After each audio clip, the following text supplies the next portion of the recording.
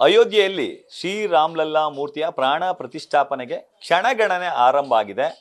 ಆ ಮೂರ್ತಿಯನ್ನ ಅರಳಿಸಿರುವಂತಹ ಶಿಲ್ಪಿ ಅರುಣ್ ಯೋಗಿರಾಜ್ ಅವರ ಕುಟುಂಬದವ್ರ ನನ್ನ ಜೊತೆ ಇದ್ದಾರೆ. ನಾನು ಅವ್ರನ್ನ ಮಾತಾಡ್ಸ್ತಾ ಹೋಗ್ತೀನಿ. ಸರ್, ಅರುಣ್ ಅವರು ಸಾಕಷ್ಟು ಸ್ಟಡಿ ಮಾಡ್ತಿದ್ರು ಶಿಲ್ಪವನ್ನ ತಯಾರು ಮಾಡ್ಲಿಕ್ಕೆ ಮುಂಚೆ, ಅಂದ್ರೆ ಕೆತ್ತಲಿಕ್ಕೆ ಮುಂಚೆ ಅಂತ ಹೇಳಿ. ಹೇಗೆಲ್ಲ ತಯಾರಾಗ್ತಿದ್ರು ಸರ್ ಅವರು? ಸರ್, ಆ್ಯಕ್ಚುಲಿ ಅವರು ಬ್ಯಾಕ್ಗ್ರೌಂಡಲ್ಲಿ ತುಂಬ ವರ್ಕ್ ಮಾಡ್ತಾರೆ. ಸೊ ಏನೇ ಒಂದು ಪ್ರಾಜೆಕ್ಟ್ ಇಟ್ಕೊಂಡ್ರೆ ಅವರು ಬ್ಯಾಕ್ಗ್ರೌಂಡಲ್ಲಿ ತುಂಬ ಸ್ಟಡಿ ಮಾಡ್ತಾರೆ.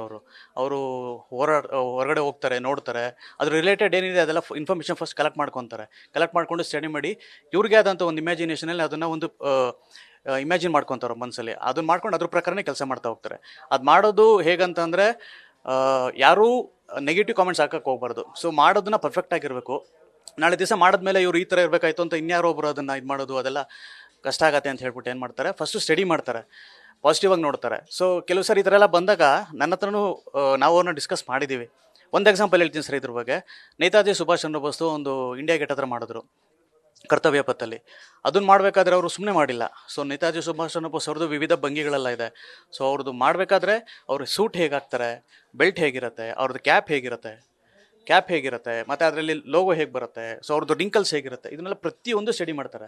ಸೊ ಅವ್ರದ್ದು ಬ್ಲೈಂಡಾಗಿ ಸ್ಟಡಿ ಮಾಡಲ್ಲ, ಅದೊಂದು ಎಕ್ಸ್ಪೆರಿಮೆಂಟ್ ಮಾಡ್ತಾರೆ. ಹೇಗೆ ಅವ್ರದ್ದೇ ಆದಂಥ ಒಂದು ಹೈಟ್ ಇರೋರು, ಪರ್ಸ್ನಾಲಿಟಿ ಇರೋರು ಅಂತ ಅವ್ರನ್ನ ಕರ್ಕೊಂಬಂದು ಅವ್ರಿಗೆ ಬಟ್ಟೆಗಳಾಕ್ಸಿ, ಎಸ್ಪೆಷಲಿ ಅವ್ರ ಅಕ್ಕನ ಮಗನಿಗೆ ಈ ಥರ ಮಾಡಿದ್ರು, ನಾನೇ ನೋಡಿದ್ದೀನಿ. ಸೊ ಅವನಿಗೆ ಬಟ್ಟೆ ಹೊಲಿಸಿ ಹಾಕ್ಸಿ ಆ ರಿಂಕಲ್ಸ್ ಹೇಗೆ ಬರುತ್ತೆ, ಅವರು ಪೊಸಿಷನ್ ಹೇಗಿರುತ್ತೆ, ವಾಕಿಂಗ್ ಸ್ಟೈಲ್ ಹೇಗಿರುತ್ತೆ, ಇದನ್ನೆಲ್ಲ ಸ್ಟಡಿ ಮಾಡ್ತಾರೆ. ನಾಳೆ ದಿವಸ ಯಾವುದೋ ಅವರು ಒಬ್ಬರು ನೆಗೆಟಿವ್ ಕಾಮೆಂಟ್ಸ್ ಮಾಡ್ಬಾರ್ದು. ಯಾಕೆಂದರೆ ನೇತಾಜಿ ಸುಭಾಷ್ ಚಂದ್ರ ಬೋಸ್ ಅವರು ಬರೀ ಸಾಮಾನ್ಯ ವ್ಯಕ್ತಿ ಅಲ್ಲ ಸರ್, ಅವರು ಇಡೀ ದೇಶಕ್ಕೆ ಬೇಕಾಗಿರೋಂಥವ್ರು, ಪ್ರಪಂಚ ನೋಡಿರೋಂಥವ್ರು. ಅವರು ಬೇರೆ ಯಾರು ಬಂದು ಈ ಥರ ಇದ್ರು ಆ ಥರ ಇದ್ರು ಅಂತ ನೆಗೆಟಿವ್ ನಾಳೆ ದಿವಸ ಮಾತಾಡೋಕೆ ಹೋಗ್ಬಾರ್ದು. ಸೊ ಅದಕ್ಕೋಸ್ಕರ ಅವ್ರನ್ನ ಸ್ಟಡಿ ಮಾಡ್ತಾರೆ ಫಸ್ಟು. ಇದರಲ್ಲಿ ನಾನು ಅವ್ರನ್ನ ಮಾತಾಡಿದಾಗ ಈ ಥರ ಇರಬೇಕು ಅಂತ ಅವ್ರು ಹೇಳ್ತಿರ್ತಾರೆ. ಸೊ ಇದರಿಂದ ಅವರು ಬ್ಯಾಕ್ಗ್ರೌಂಡ್ ತುಂಬ ಚೆನ್ನಾಗಿ ವರ್ಕ್ ಮಾಡ್ತಾರೆ. ರಾಮನ ಮೂರ್ತಿಯನ್ನು ಅರಳಿಸ್ಬೇಕಾದ್ರೆ ಏನೆಲ್ಲ ಸ್ಟಡಿ ಮಾಡಿದ್ರು ಸರ್ ಅವರು? ಸರ್ ಆ್ಯಕ್ಚುಲಿ ಅವರು ಇದೆಲ್ಲ ಸ್ಟಡಿ ಮಾಡ್ಬೇಕಾದ್ರೆ ಅವರು ಒಂದು ಕಾನ್ಸಂಟ್ರೇಟ್ ಮಾಡಿ ಮಾಡ್ತಾರೆ, ಯಾರನ್ನೂ ಆ ಥರ ಬಿಟ್ಕೊಳ್ಳಲ್ಲ. ಯಾಕೆಂದರೆ ಡಿವಿಷನ್ಸ್ ಆಗೋಗ್ಬಿಡುತ್ತೆ ಅಂದ್ಬಿಟ್ಟು. ಸೊ ನಾನು ಹೋದೆ ಆ್ಯಕ್ಚುಲಿ ಅವ್ರು ಮಾಡಬೇಕಾದ್ರೆ ತುಂಬ ಒದ್ದಾಡ್ತಾ ಇದ್ರು, ಏನಕ್ಕೆ ಅಂತೆಲ್ಲ ನಾನು ಕೇಳ್ತಾ ಇದ್ದೆ. ಅವಾಗ ಅವರು ಈ ಥರ ಮಾಡ್ತಾಯಿದ್ದೀನಿ, ಹೇಗೆ ಮಾಡ್ಬೋದು ಅಂತೆಲ್ಲ ಹೇಳ್ತಾಯಿದ್ರು. ಸೊ ಅವರು ನಾವಿಲ್ಲಿ ಒಂದು ಪ್ರತಿಮೆ ಮಾಡಬೇಕಾಯ್ತು ಅಂತಂದರೆ ಪೀಠ ಇರುತ್ತಲ್ಲ, ಪೀಠದ ಮೇಲ್ಗಡೆ ಅದೊಂದು ಆಕಾರ ಇರುತ್ತೆ. ಸೊ ಅದು ಒಂದು ಕಮಲದಲ್ಲಿ ಕೂರಿಸೋದ, ಈಗ ಲಕ್ಷ್ಮಿ ಅಂತ ತೊಗೊಂಡದ್ದು ಕಮಲದಲ್ಲಿ ಹೋಗಿ ಕೂತಿರ್ತಾರೆ. ಸೊ ಗಣೇಶ ಅಂದರೆ ಅದಕ್ಕೊಂದು ಪೀಠ ಇರುತ್ತೆ. ಸೊ ಈ ಥರದ್ದೊಂದು, ಈಗ ರಾಮ ಅಂದರೆ ಹೇಗೆ ಮಾಡಬೇಕು, ಸೊ ರಾಮ ಹೇಗೆ ಬರಬೇಕು ಮೇಲ್ಗಡೆ, ಆ ಥರ ಅದನ್ನೆಲ್ಲ ಅವ್ರು ಸ್ಟಡಿ ಮಾಡ್ತಾಯಿದ್ರು. ಅವನು ವಿವಿಧವಾದಂಥ ಒಂದೊಂದು ಹಾಕಿ ಚೆಕ್ ಮಾಡಿ ಫೋಟೋಶಾಪಲ್ಲಿ ಕೂತ್ಕೊಂಡು ಮಾಡ್ಬೇಕಾದ್ರೆ ನಾನು ಜೊತೆಲಿದ್ದೆ, ತುಂಬ ತಲೆ ಕೆಡಿಸ್ಕೊಂಡ್ರು. ಸೊ ಅದು ಫೈನಲಿ ನಾನು ಅವ್ರ ಹತ್ರ ಆಲ್ಮೋಸ್ಟ್ ಒಂದೂವರೆ ದಿನ ಇದೆ, ಕನ್ಕ್ಲೂಡ್ ಆಗಲಿಲ್ಲ. ನೆಕ್ಸ್ಟು ಅವರು ನಾನು ಆಮೇಲೆ ಹೊರಟ್ಬಿಟ್ಟೆ ನಾನು. ಸೊ ಕಾಂಟ್ಯಾಕ್ಟಿಗೆ ಸಿಗಲಿಲ್ಲ. ಅದಾದಮೇಲೆ ಮತ್ತೆ ಮೀಟ್ ಮಾಡಿದಾಗ ಅವ್ರು ಮಾಡಿಬಿಟ್ಟಿದ್ರು. ಸೊ ನಾನು ಕೂತ್ಕೊಂಡು ನೋಡಿದೆ ಅದನ್ನು ಹೇಗೆ ಮಾಡ್ಬೋದು, ಈ ಥರ ಮಾಡ್ಬೋದಾ ಅಂತ ನಾವು ಅವರು ಡಿಸ್ಕಸ್ ಮಾಡಿದಾಗ. ಸೊ ಅವರು ತೊಗೊಂಡ್ಮೇಲೆ ಈ ಥರ ಚೆನ್ನಾಗಿ ಕಾಣುತ್ತಲ್ಲ ಅಂತ, ನಿಮ್ಗೆ ಹೆಂಗೆ ಕಾಣುತ್ತೆ ನೋಡಿ ಅಂತ ನನ್ನ ಒಪಿನಿಯನ್ ಕೇಳ್ತಾರೆ. ಯಾಕೆಂದರೆ ನಾನು ಒಬ್ಬ ವ್ಯೂವರ್ ಆಗಿ ಆ ಥರ ನೋಡಿದಾಗ ಇದು ಚೆನ್ನಾಗಿದೆ ಅಂತ ನಾನು ಹೇಳ್ಬೋದು. ಸೊ ನಂತರದವರು ಸುಮಾರು ಜನ ಇರ್ತಾರೆ. ಸೊ ವ್ಯೂವರ್ಸ್ನ ಕೇಳಿ ಇದು ಮಾಡ್ತಾರೆ. ಬಟ್ ಅದೇ ಅಟ್ ದ ಸೇಮ್ ಟೈಮ್ ಹೊರಗಿನವ್ರಿಗೆ ಯಾರಿಗೂ ಗೊತ್ತಾಗಬಾರ್ದು ಅದು. ಸೊ ಆ ಥರದ್ರಲ್ಲಿ ಮಾಡ್ತಾಯಿದ್ರು ಸರ್. ನನಗೆ ಅದು ರಾಮನ್ನ ನೋಡ್ಲಿಕ್ಕೆ ಅವರು ಸಾಕಷ್ಟು ಮಕ್ಳುಗಳನ್ನ ನೋಡ್ತಿದ್ರು, ಚಿಂಡರ ಮೇಳಕ್ಕೆಲ್ಲ ಹೋಗಿದ್ರು ಅಂತ ಮಾತಿತ್ತು ಸರ್. ಅದು ನಿಜ ಸರ್, ಹೌದು. ಯಾಕೆಂದರೆ ನಿಮಗೆ ಶ್ರೀಕೃಷ್ಣ ಆಗ್ಬೋದು, ಬೇರೆ ಬೇರೆ ಅವತಾರಗಳಲ್ಲಿ ಸಿಗ್ತಾರೆ, ಮಕ್ಕಳ ರೂಪದಲ್ಲಿ ಸಿಗ್ತಾರೆ, ಮಗುವಿಂದ ಸಿಗ್ತಾರೆ. ಸೊ ಬಟ್ ಇದರಲ್ಲಿ ರಾಮದಲ್ಲಿ ಯಾರಲ್ಲೂ ನಿಮ್ಗೆ ಆ ಥರದ್ದು ಎಲ್ಲೂ ಕುರುಹುಗಳಿಲ್ಲ. ಸೊ ಎಲ್ಲೂ ನಿಮಗೆ ಬ್ಯಾಕ್ಗ್ರೌಂಡಲ್ಲಿ ನಿಮಗೆ ರಾಮ ಈ ಥರ ಇದ್ದ, ಮಗುನಲ್ಲಿ ಈ ಥರ ಇದ್ದರು, ಆ ಥರದ್ದೆಲ್ಲ ನಿಮ್ಗೆ ಎಲ್ಲೂ ಇಲ್ಲ ಸರ್. ಸೊ ಅದನ್ನು ಮಾಡಬೇಕು ಅಂತಂದರೆ ಅವರು ಸ್ಟಡಿ ಮಾಡಬೇಕಿತ್ತು. ಇವ್ರಿಗೆ ಆದಂಥ ಒಂದು ಪರಿಕಲ್ಪನೆ ಬೇಕಾಗಿತ್ತು, ಒಂದು ಇಮ್ಯಾಜಿನೇಷನ್ ಬೇಕಾಗಿತ್ತು. ಆ ಇಮ್ಯಾಜಿನೇಷನ್ ತೊಗೋಬೇಕು ಹೇಗೆ? ಸೊ ಸುಮ್ಮನೆ ಒಂದು ಮಗು ಅಂತ ತೊಗೊಳಕ್ಕಾಗಲ್ಲ. ಸೊ ರಾಮನ ಥರನೇ ಇರಬೇಕು. ಆ ಮಗು ನೋಡ್ತಾ ಇದ್ದಾಗ ರಾಮ ಥರನೇ ಕಾಣಿಸ್ಬೇಕು. ಸೊ ಅದರಲ್ಲಿ ಆ ಒಂದು ಆಯುಧಗಳಿರಬೇಕು. So at the same time ಮಗು ಥರನೂ ಇರಬೇಕು, ಮತ್ತು ಮುಗುಳ್ನಾಗೆ ಇರಬೇಕು, ಇದರೆಲ್ಲ ಬರಬೇಕಾಗಿರ್ತಿತ್ತು.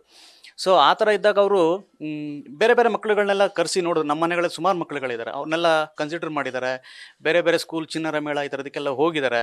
ಅಲ್ಲಿ ಹೋಗಿ ಆ ಏಜ್ ಇರೋಂಥವ್ರು 5ರಿಂದ 6 ವರ್ಷದ ಮಕ್ಕಳುಗಳು ಸೊ ಹೇಗಿರ್ತಾರೆ, ಅವರ ನಡೆ ಏನು, ಅವ್ರ ನಗುಮುಖ ಏನು, ಸೊ ಅವ್ರ ನಗ್ತಾಗ ಹೇಗಿರುತ್ತೆ, ಡಿಂಪಲ್ ಬೀಳುತ್ತಾ, ಕೆನ್ನೆ ಹೇಗೆ ಬರಬೇಕು, ಸೊ ಅವ್ರದ್ದು ಹಣೆ ಹೇಗಿರುತ್ತೆ, ಸೊ ಕೂದಲು ಹೇಗಿರುತ್ತೆ. ಮಕ್ಕಳಂತಾರೆ ಸಾಮಾನ್ಯವಾಗಿ ಕೂದಲು ಬಿಟ್ಟೇ ಇರ್ತಾರೆ. ಸೊ ಆ ಕೂದಲು ಬಿಟ್ಟಾಗ ಹೇಗೆ ಕಾಣುತ್ತೆ, ಸೊ ಜಡೆ ಕಟ್ಟಾಗ ಹೇಗಿರುತ್ತೆ, ಸೊ ಇದನ್ನೆಲ್ಲ ಅಬ್ಸರ್ವ್ ಮಾಡಿದ್ದಾರೆ. ಹೆಣ್ಮಕ್ಳಾಗ್ಬೋದು, ಗಂಡು ಮಕ್ಕಳಾಗ್ಬೋದು.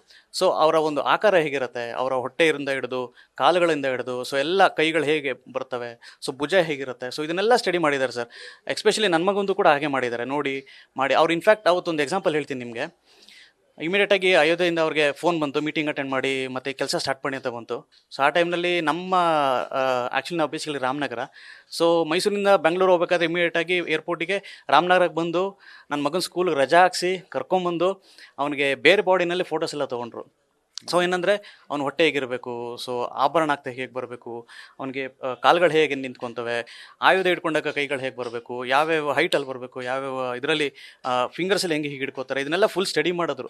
ಸೊ ಆವಾಗ ಖುಷಿ ಆಯಿತು, ಎಲ್ಲ ಒಂದು ಕಡೆ ನಮ್ಮನ್ನ ಒಂದು ಮಗನ ರೆಫರೆನ್ಸ್ ಆಗಿ ತೊಗೊಂಡಿದ್ದಾರೆ ಅನ್ನೋದು ತುಂಬ ಖುಷಿ ಆಯಿತು. ಆ ಕಾಲುಗಳು ನಿಂತ್ಕೊಂಡಾಗ ಕಾಲುಗಳು ಹೇಗೆ ಜೋಣಿಸಿ ನಿಂತ್ಕೋಬೇಕಾ ಅಥವಾ ಗ್ಯಾಪ್ ಕೊಟ್ಟು ನಿಂತ್ಕೊಬೇಕಾ, ಇದನ್ನೆಲ್ಲ ಸರ್ ಶಿಲ್ಪಕಲೆ ಅನ್ನೋದು ಅದೊಂದು ಸಾಗರ ಸರ್. ಅದು ಸುಮಾರು ಜನ ನೋಡ್ತಿರ್ತಾರೆ, ಮಾಡಿರೋರೆಲ್ಲ ನಾಳೆ ದಿವಸ ಕಾಮೆಂಟ್ ಮಾಡಬಾರ್ದು, ನೆಗೆಟಿವ್ ಕಾಮೆಂಟ್ಸ್ ಬರಬಾರ್ದು.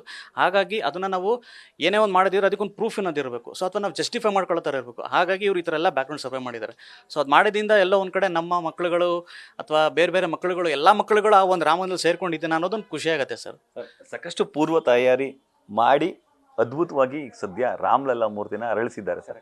ಫೈನಲಿ ಮಾತು ಸರ್ ಫೈನಲಿ ತುಂಬ ಖುಷಿಯಾಗತ್ತೆ ಸರ್. ಆ್ಯಕ್ಚುಲಿ ಒಂದು ಮಾತಿದೆ, ಪ್ರಪಂಚ ಸೃಷ್ಟಿ ಮಾಡಿದ್ದು ವಿಶ್ವಕರ್ಮ ಅಂತ. ಸೊ ಎಲ್ಲೋ ಒಂದು ಕಡೆ ನಮ್ಮ ವಿಶ್ವಕರ್ಮದವರು ಆ ಒಂದು ಎತ್ತರಕ್ಕೆ ಹೋಗಿ ಇಡೀ 500-600 ವರ್ಷಗಳಿಂದ ಹೋರಾಟಕ್ಕೆ ಮುಕ್ತಾಯ ಅಂತ ಒಂದು ಕೊಟ್ಟಿದ್ದಾರೆ ಅಂತ ಹೇಳ್ತಾ ಖುಷಿಯಾಗತ್ತೆ. ಜೊತೆಗೆ ಅಲ್ಲಿ ಅಯೋಧ್ಯೆ ಅಂತ ಅದೊಂದು ಊರಿರ್ಬೋದು, ರಾಮಜನ್ಮ ಸ್ಥಳ ಇರ್ಬೋದು, ಬಟ್ ನಾವಲ್ಲಿ ಏನಕ್ಕೆ ಹೋಗ್ತೀವಿ? ಯಾವುದೋ ಒಂದು ಅಂಗಡಿಗೆ ಹೋಗಲ್ಲ, ಯಾವುದೋ ಒಂದು ಮನೆಗೆ ಹೋಗಲ್ಲ, ಸ್ಥಳಕ್ಕೆ ಹೋಗಲ್ಲ. ಸ್ಥಳದ ಮಹಿಮೆ ಇದೆ ಅಫ್ಕೋರ್ಸ್, ಬಟ್ ಅದ್ರಲ್ಲಿ ನಾವು ಹೋಗೋದು ಮೇನಾಗಿ ರಾಮ ಮೂರ್ತಿ ನೋಡೋದಕ್ಕೆ. ಆ ಒಂದು ಮೂರ್ತಿ ದ ಪಾಯಿಂಟ್ ಆಫ್ ಅಟ್ರಾಕ್ಷನ್ ಏನಿದೆಲ್ಲ ಅದು ನಮ್ಮ ಕಡೆಯಿಂದ ಬಂದಿದೆ, ನಮ್ಮ ಮನೆತನದಿಂದ ಹೋಗಿದೆ ಅನ್ನೋದಕ್ಕೆ ತುಂಬ ಹೆಮ್ಮೆ ಆಗುತ್ತೆ ಸರ್, ತುಂಬ ಖುಷಿಯಾಗುತ್ತೆ. ಮೇಡಮ್, ಶತಶತಮಾನ ಕಳೆದರೂ ಕೂಡ ನಿಮ್ಮ ಅಣ್ಣನ ಹೆಸರೀಗ ಅಜರಾಮರವಾಗಿ ಉಳ್ಕೊಳ್ಳುತ್ತೆ. ನಿಮ್ಮ ಅಣ್ಣನ ಕಾರ್ಯಕ್ಕೆ ತುಂಬ ಖುಷಿ ಆಗುತ್ತೆ. ನಮ್ಮ ಅಣ್ಣ ಇಷ್ಟು ಎತ್ತರಕ್ಕೆ ಬೆಳೆದಿದ್ದಾರೆ ಅನ್ನೋದು. ಈ ರಾಮ್ಲಾಲಾ ವಿಗ್ರಹನ ಯಾರೂ ನೋಡಿಲ್ಲ, ಹಾಗಾಗಿ ಅವರು ತುಂಬ ಚೆನ್ನಾಗಿ ಎಫರ್ಟ್ ಹಾಕಿ ಮಾಡಿದ್ದಾರೆ ಕೆಲಸ. ತುಂಬ ಖುಷಿ ಆಯಿತು. ಚಿಕ್ಕಂದಿನೆಲ್ಲ ನೀವು ಮತ್ತು ನಿಮ್ಮ ಅಣ್ಣ ಇಬ್ಬರು ಇರ್ತೀರಿ. ನಿಮ್ಮ ಅಣ್ಣಂಗೆ ಇಂಟ್ರೆಸ್ಟ್ ಇತ್ತಾ ಮೇಡಮ್ ಈ ಚಿತ್ರ? ತುಂಬ ಇತ್ತು ಇಂಟ್ರೆಸ್ಟು. ಅವ್ರ ಬುಕ್ಸಲ್ಲೆಲ್ಲ ತುಂಬ ಡ್ರಾಯಿಂಗ್ಸ್ ಬರೆಯೋದು, ಸ್ಕೂಲಲ್ಲೂ ಅಷ್ಟೇ ಕಂಪ್ಲೇಂಟ್ ಬರ್ತಿತ್ತು, ಇವ್ರು ಬರೀತಿಲ್ಲ, ಬರೀ ಡ್ರಾಯಿಂಗೇ ಬರೀತಿರ್ತಾರೆ ಅಂತ ಕರೆದು ಹೇಳಿದರು ಸಹ ಪೇರೆಂಟ್ಸ್ಗೆ. ಅವ್ರಿಗೆ ತುಂಬ ಅದರಲ್ಲೇ ಇಂಟ್ರೆಸ್ಟು. ಎಲ್ಲಿ ಊಟ ಮಾಡಿ ಒಂದು 5 ನಿಮಿಷ ಅಷ್ಟೇ ಊಟ ಮಾಡೋದು, ಅದಾದಮೇಲೆ ಏನು ಕ್ಲೈಂಟ್ ಸಿಗುತ್ತೆ ಸುಮ್ಮನೆ ಬರಿತಾ ಇರೋದು ಡ್ರಾಯಿಂಗ್ಸ್. ಒಂಚೂರು ಟೈಮ್ ವೇಸ್ಟ್ ಮಾಡ್ತಾ ಇರಲಿಲ್ಲ, ಅಷ್ಟು ಅವ್ರು ಡೆಡಿಕೇಟ್ ಮಾಡ್ತಾರೆ. ನಿಮ್ಮ ಜೊತೆ ಎಲ್ಲ ಮನೇಲೆಲ್ಲ ಹೇಗಿದ್ರು ಮೇಡಮ್? ಅವ್ರು ತುಂಬ ಸಾಫ್ಟ್ ನೇಚರು, ಎಲ್ಲ ಜೊತೆ ಹೊಂದ್ಕೊಂಡು ಚೆನ್ನಾಗಿ ಇರ್ತಾರೆ. ನೀವು ಚಿಕ್ಕ ವಯಸ್ಸಲ್ಲಿ ಅಣ್ಣ ತಂಗಿ ಜಗಳ ಆಡ್ತಿರಲ್ಲ, ಹಂಗೇನ ಜಗಳ ಆಡಿಲ್ಲ? ಇಲ್ಲ, ಜಗಳ ಆಡಿಲ್ಲ. ಅವ್ರಿಗೆ ಸ್ವಲ್ಪ ನಾಚಿಕೆ ಸ್ವಭಾವ ಜಾಸ್ತಿ, ಅವ್ರು ಜಾಸ್ತಿ ಮಾತಾಡ್ತಿರ್ಲಿಲ್ಲ, ಅಷ್ಟೇ ಸ್ವಲ್ಪನೇ. ಫೈನಲಿ ರಾಮನ ಮೂರ್ತಿನ ಅರಳಿಸಿದ್ದಾರೆ ಮೇಡಮ್ ನಿಮ್ಮ ಅಣ್ಣ, ಇಡೀ ಜಗತ್ತು ಕೈ ಮುಗಿದಂತಹ ಮೂರ್ತಿ, ಏನಂತ ಹೇಳ್ತೀವಿ? ತುಂಬ ಖುಷಿ ಆಗುತ್ತೆ. ಇದು ಯಾವಾಗಲೂ ಉಳ್ಕೊಳ್ಳೋ ಅಂಥ ಕೆಲಸ ಮಾಡಿದ್ದಾರೆ, ತುಂಬ ಖುಷಿ ಆಗುತ್ತೆ. Thank you madam. ಇದಿಷ್ಟು ಅವರ ಭಾವ ಹಾಗೂ ಸಹೋದರಿ ಅವರ ಮಾತುಗಳು. ಕ್ಯಾಮ್ರಾ ಪರ್ಸನ್ ವಿನಯ್ ಜೊತೆ Ravi Pandavapura, news first Mysuru. News first ನಿರ್ಭೀತಿಯಿಂದ ನಿಮ್ಮ ಪರವಾಗಿ.